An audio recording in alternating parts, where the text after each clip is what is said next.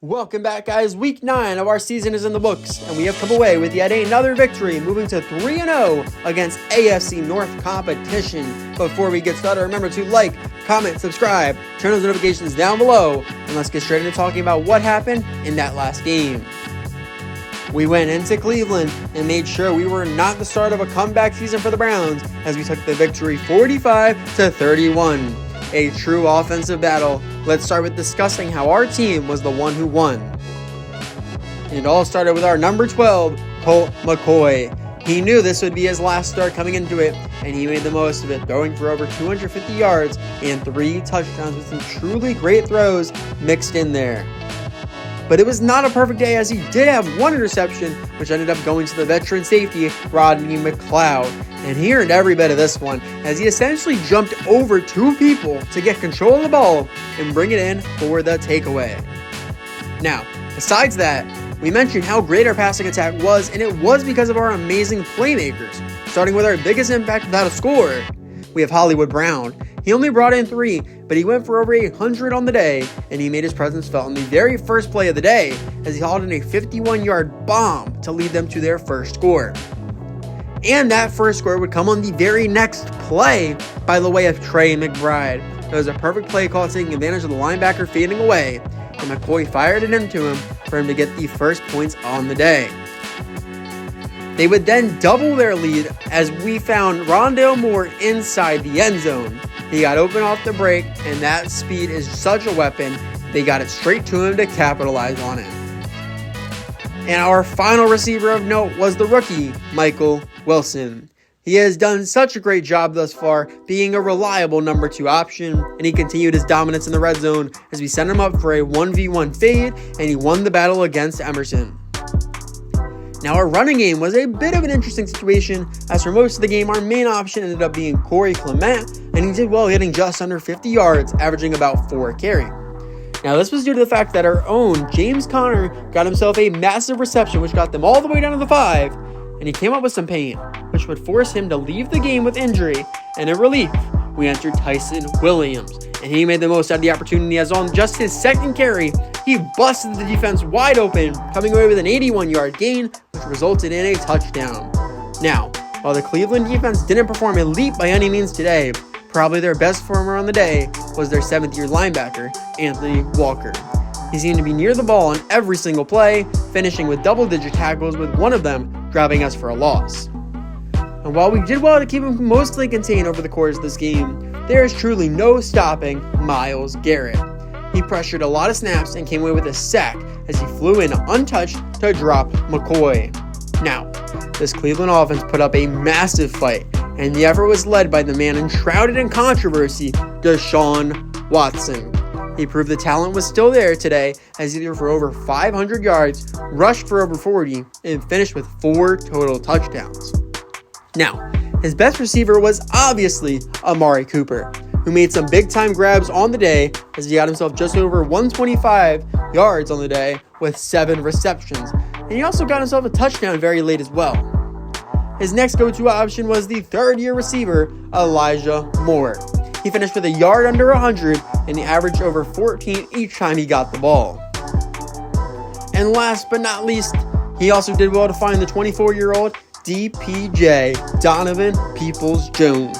He came near the 100-yard mark as well, getting 30 of them after the catch. Just such a great passing performance.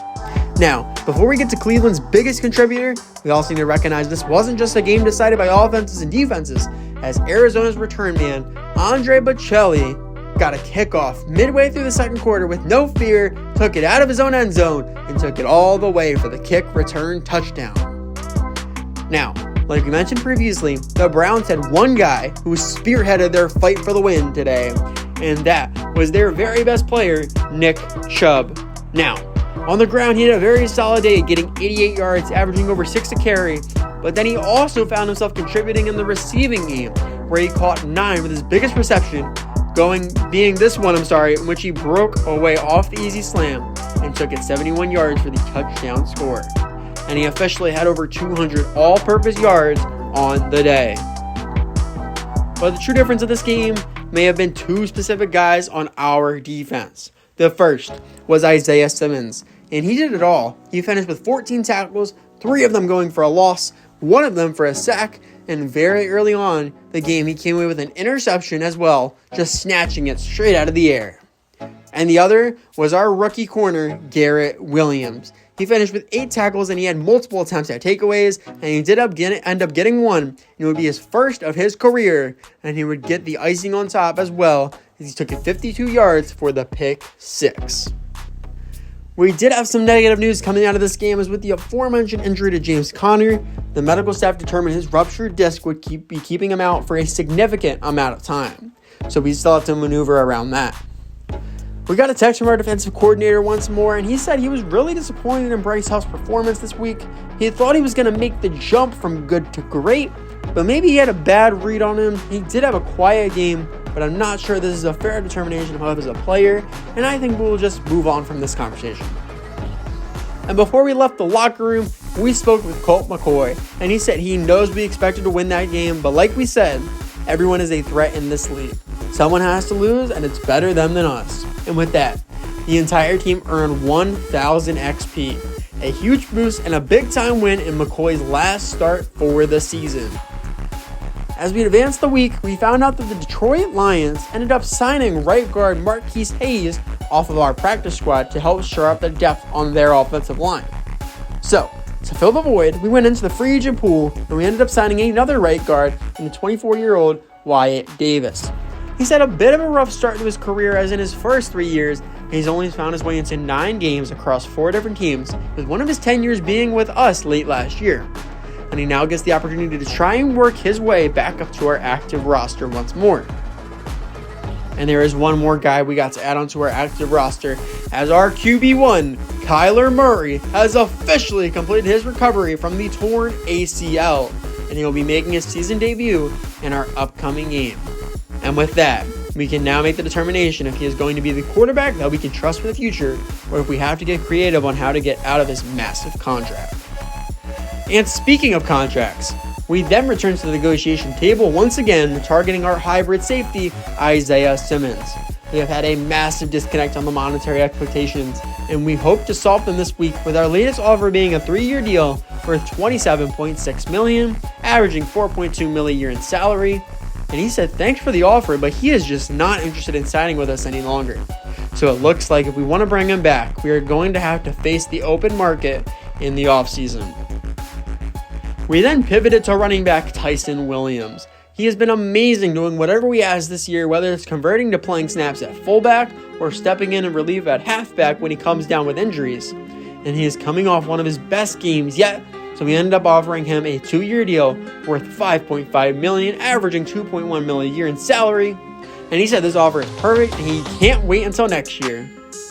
And lastly, we started our conversations with Andre Bocelli. He has been an amazing return man for us this year. When you have the opportunity to get some security for future years, you cannot miss. So we offered him a 1-year minimum deal, and he said it was perfect and he will be returning next year. But it is now time for us to take a look at the news headlines from around the NFL for this week. And it looks like things are getting heated between Carolina and Chicago, as the Bears QB Justin Fields claimed that the defensive schemes that they will throw at him will do nothing to slow him down. It will be a very interesting matchup to watch. It looks like Vanderbilt running back Christopher Wheeler is drawing criticism, as many believe he has games where his heart isn't fully invested in it. We have to keep an eye on that story there. And it looks like the Minnesota Vikings were the latest on the season to suffer an upset, as they could not find a way around the Falcons' pass rush, as Kirk Cousins was picked off 3 times on the road. And that is going to be the challenge we have to combat against, as we can now look forward to our upcoming Week 10 matchup, in which we take on those Atlanta Falcons. They are a young team showing flashes, but they have failed to put it all together, sitting just under 500 thus far, so let's focus on who some of their key players are. Starting on offense, potentially the most underutilized weapon in the league, Kyle Pitts.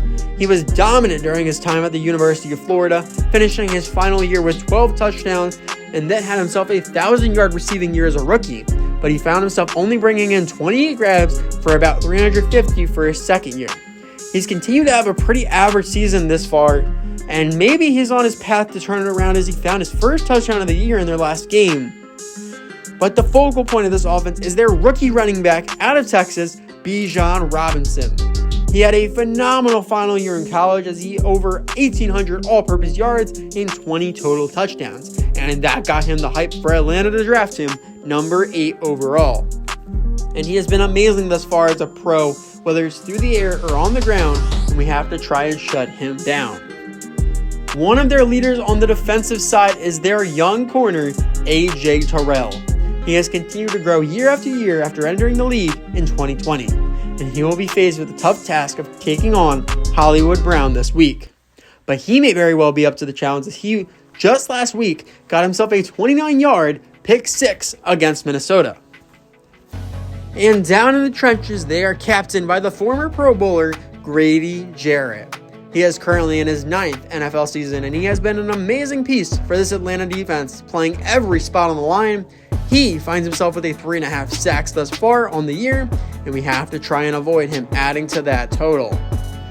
Now, their best player on defense is the former Bengal, Jesse Bates. He got his big day this offseason as Atlanta brought him in with a 4-year deal worth $64 million that ensures he will be locking down their secondary for the foreseeable future, but he will not be active for this game as he is recovering from a broken thumb.